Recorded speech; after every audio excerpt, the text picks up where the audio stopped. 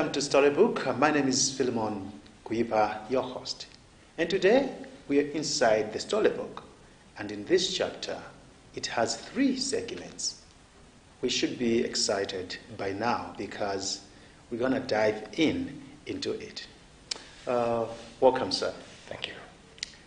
I don't want to say apostle yet, because I could have preempted everything. All right. So if you can just introduce yourself so that people should really know what chapter, whose chapter are we opening this evening? Thank you so much. My name is Jeremiah Nuka Shawa. I was born a long time back, some time back, like 1981, something like that. Okay. Yeah, I'm a 5th born son of 8 in a family of Mr. and Mrs. Shawa. Yes. This shower is from the north? Yes, I'm from Northern Region. Which part? Which district? Mzimba district. Mzimba. Are you Ngoni? Yes, I'm Ngoni. Oh. I'm Ngoni. And yes, I'm Ngoni. And when you go to north, you reach a city called Mzuzu. Mm-hmm. You go a little bit, you find a certain town, a small town, by the name of Ekwendeni. Yes, yes. That's where... The famous Ekwendeni. Yeah, the famous Ekwendeni. That's where my home land is. All right, so briefly, tell me about your family now. Okay. Not the family where you were born, but the family that you're coming from, as a head of the family. Tell me about that family. Okay, yes, I'm married. All right. I'm married to one wife. And I like that. Yeah. Yes, married to one wife, mm-hmm. And I have 5 kids. All right. 5 kids, yes. The youngest is how old? The youngest now is about 12 years old. I know. Yes. Men would say about. Yes. Because a woman should have been precise. Because, we are too busy. Oh! All right. Sure. Talking about your family, you are an apostle. Yes. And tell me about the ministry. Yes. Let me start by when I was called. Yes. I was called in 2003. But from that time, I was not able to discern anything about how God has called me, mm-hmm. and that. So I kept on doing some other things which are not related to how God has called me. So it's when now in 2009 is when I really understood the calling of God. Mm-hmm. And then I went and sat down on a certain man of God, and I was trained to be a pastor from that time to 2015. Okay. Yes. We are in 2025. Tell me about it. Up until 2020, briefly, up yes. to 2025. Yes. Yeah, now from 2015 mm-hmm. is when I started my own ministry. Okay. Yeah, in 2015. And then in 2025 is when I joined Shinjonji Church of Jesus Christ. All right, so yes. it's more like your ministry, your personal ministry, yes. is no longer there. Now you are under a church. No. Shinjonji. Or the ministry, okay, your church is still there. Yeah, my church is still there. The goodness is that Shinjonji does not bar us from doing our previous ministries or churches. No. All right. Yeah, sure. So tell me about Shinjonji. What does that mean? Am I pronouncing it correctly? You're trying. Okay. You're trying. But what language is that? It's a Korean. Okay. It's a Korean language. Shinjonji means new heaven, new earth. Okay. So somebody who has his own ministry. Yes. Why did you decide to go back to study the Bible at Shinjonji? You know, that's a very interesting question. Mm-hmm. There are many reasons that has made me to join Shinjonji and learn more about the Bible. Okay. Because we have learned a lot in the past in our ministry, but with what I have learned with Shinjonji is totally different. You know, it means that Shinjonji, there is a truth of the word. Okay. Yes, the truth of the word. Yeah, sure. Yeah, okay. You got to participate in the recent graduation at that Chinchonji Yes. did hold in somewhere is it November? Yes, in November, yes. Yeah. What some of the things that you can highlight in that graduation? You know, I have done some graduations before, but how Shinjonji conducts his graduation is something else, and it's really amazing. All right. It's really amazing. You know what? There's one special thing I have noticed. When we say in Malawi people are graduating, it is the whole world graduating at the very same day. Right? And the numbers of the people who are graduating on that particular program are overwhelming. We are talking about the thousands, more than 50, 60, 100 thousands of people participating in graduation. And out of the numbers, it's only those who participated in the studies.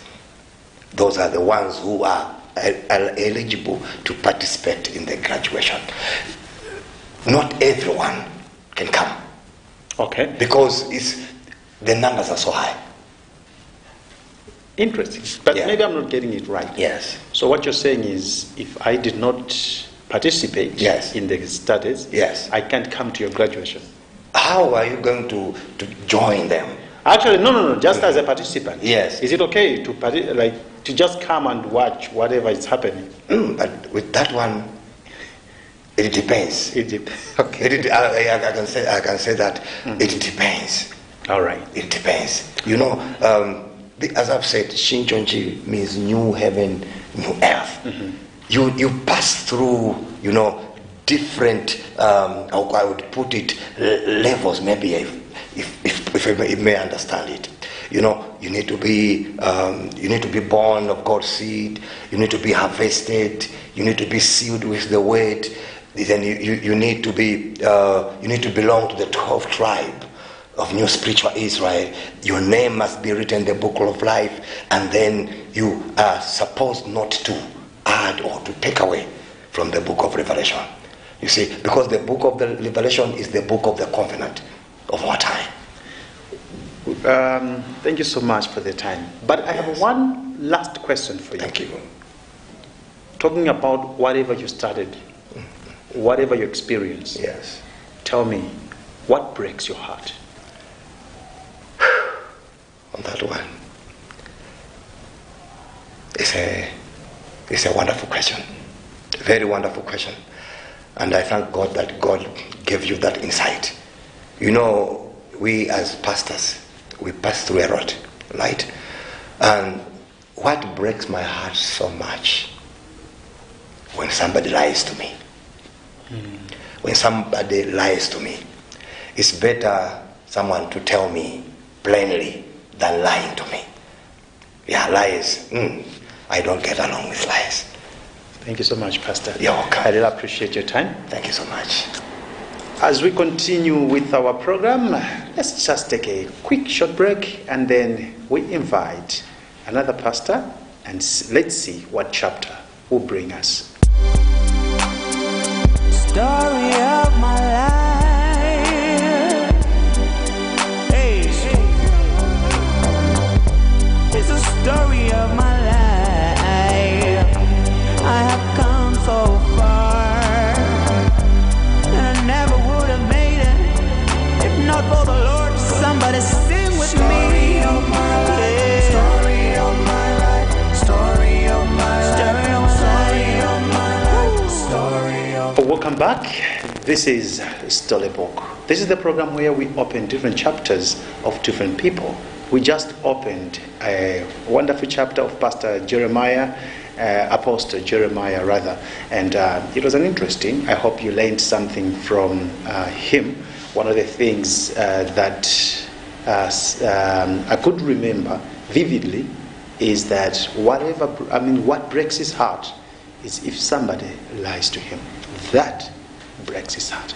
I don't know what breaks our new guest here, whatever. I mean, what breaks his heart, I'm not even sure. So, welcome to the program.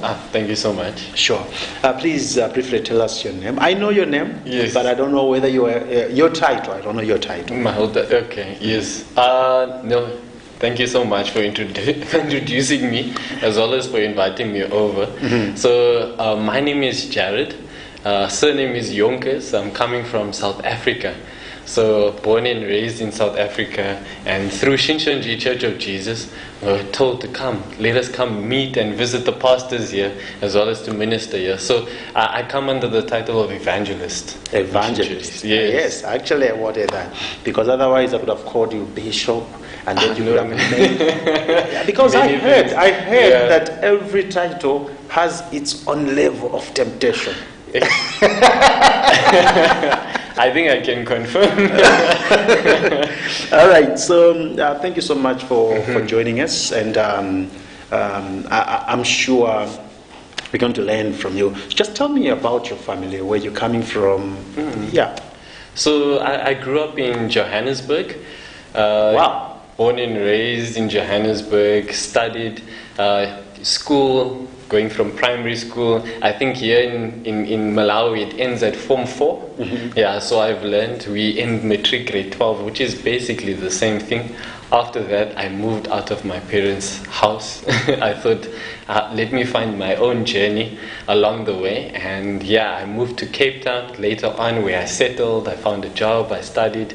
And that's also where I can say I truly found God as well, through Shinshonji Church of Jesus. Yes. Okay. Pastor Jeremiah talked about Shinshonji, New Heaven, New Earth. At least I know. Yes. Now, going back to you, you're from Johannesburg. Yes. Tell me, paint a picture in me, because when I hear Johannesburg, already I'm thinking about Tsotsi. You know that movie, the Tsotsi movie? I think it's very accurate to think about that movie. So tell me your life as a young boy in Johannesburg. What was the life like? I will say that for the most part, my parents did shelter me from a lot of the different areas where it was much dangerous. So I think I'm very grateful and lucky for that. But growing up, I can say that counter to many belief, I didn't grow up with much. I can say there were times where I remember it was me and my sister. We would travel early in the morning in primary school, going to school at around 4 a.m., 5 a.m. to arrive at school at 8 a.m. I think. Wow. Yeah. 4 hours. Yeah, we would do that because we would take the bus to go to school, and our school was also quite far. So that would be our morning routine all the time. So 4 hours on bus. Yeah. Yeah, you would wake up 4 o'clock, get ready, everything. You know, as a child, you're still sleepy, you're still waking up. Okay. So probably we leave around the house after 5, yeah. Okay. Where's your sister? She's currently in Johannesburg. Okay. Yeah. Did she find Jesus as well? Oh, of course, yes. Yeah? No, we grew up Christian at home. Okay. I would say that I truly only became Christian after moving and finding my own path, because many times when you grow up Christian, you are so surrounded by Christianity, everything. But it came to a point in my life where when someone asked me, why are you Christian? I would say, I don't know, but I'm Christian. So it led me to seek God in a different way. I'm thinking about your life in Johannesburg as a young boy and a Christian at the same time. Already that, when I picture Johannesburg and the news that we hear about Johannesburg, already I'm scared, you know. I'm like, okay, how was the life like? How did you balance? I think you always have to be vigilant wherever you go. Yeah, Johannesburg is one of the more dangerous countries, I can say, but definitely if you're vigilant, you know what you're doing, you keep an eye out. it can be something in your favor. But I can say over the years it got worse and worse. I can only thank God for the protection that I've had so far. I remember there's been many times where we had break-ins into our own house. My parents were held by gunpoint, and faith was really tested around those times, But I think that's where you come to God, and that's where you look really for God's protection in everything. And I think I can really say that I've seen that. Yeah, so when you moved out of Johannesburg and going to Cape Town, you said? Yes. So you were in Cape Town, that's where you when you joined Shinjonji? Yes. Okay, so tell me, what were the challenges like when you started Shinjonji and then growing up, studying the Word? Was it something that was also conflicting with your previous ideals in terms of dogmas? Oh no, definitely. I think when it comes to understanding the Bible, it's so clear or so different from things that we've been taught out from the beginning. I mean, one example I can say, in Sunday school they teach you about, that Adam and Eve ate the apple. But in the Bible, there's no apple. So it's not an apple. It's not an apple. It's the fruit of the tree of knowledge of good and evil. So through Shincheonji, I think it really opens up that space, that platform for you to understand the Bible, specifically the book of Revelation, as we know that is where we are waiting for the prophecy to be fulfilled for Jesus Christ. So that was something that I was very much interested in understanding what is the end result of the Bible. What is it? How can I be closer to God? So I would say that when I came to Cape Town, that is the path that I found, and definitely it was conflicting, but I always kept, what is my standard? It's the Bible. Yeah. But the Bible is the standard. The Bible is the standard. That's the key thing. So, tell me, how would you encourage other people, especially in Malawi, now that you're here? How would you encourage them to join this kind of journey where they already know the Word, but they have to go through this journey where they can really learn the Word even more? Yes. How would you encourage people to do that? That's such a good question. I think I wish someone asked me that question earlier along my life. I would say that in just briefly to understand that for God is always revealing His plans to us. And through prophecies, we see His plans clearer and clearer and clearer. So I wouldn't say that we ever stop learning about the Bible, or that we know the Bible fully, because God is the one who reveals it to us. I would say that we must be able to see the evidence of the Bible itself. And through seeing the evidence of the Bible, seeing the direction that God also has in plan for us. I mean, recently we had our third open lecture that was happening during the time of the graduation as well for religious leaders around the world. We had about 1,000 participants where there was religious leaders of 59 countries, 440 of them represented Christianity, Catholicism, all of them, even Islam, Buddhism, Confucianism. They all came together under the same understanding and pretense that we are coming to understand Revelation. At that moment, they also graduated knowing the understanding of Revelation. That is not something that has ever been seen in a different setting, but through Shincheonji Church of Jesus, it has created a platform and a way for even other religions to come and learn the Bible, which I think is unprecedented, but is also an amazing thing under the dialogues of peace, because we know religious wars is something that is constant. Yeah, so for those who may want to know more, how can they connect with Shincheonji to begin their own journey to study the Bible? Yes, I think more specifically in Malawi, we have in Blantyre, Lilongwe, and also Mzuzu. But for Lilongwe specifically, you are most welcome to contact me. I think, I don't know if I can share the number. Yeah, please, go ahead. I can share the number. So my number is 099-124-6117. So if you contact that number, we'll be happy to arrange a meeting, and you can also see which best works for you, because we have two platforms. There's one for all types of believers, and there's for pastors. As you see, you are interviewing the pastors that have learned with us. So through these two platforms, we hope to encourage and unite many types of believers. Yeah. Thank you so much, Jared. One last question, Yes.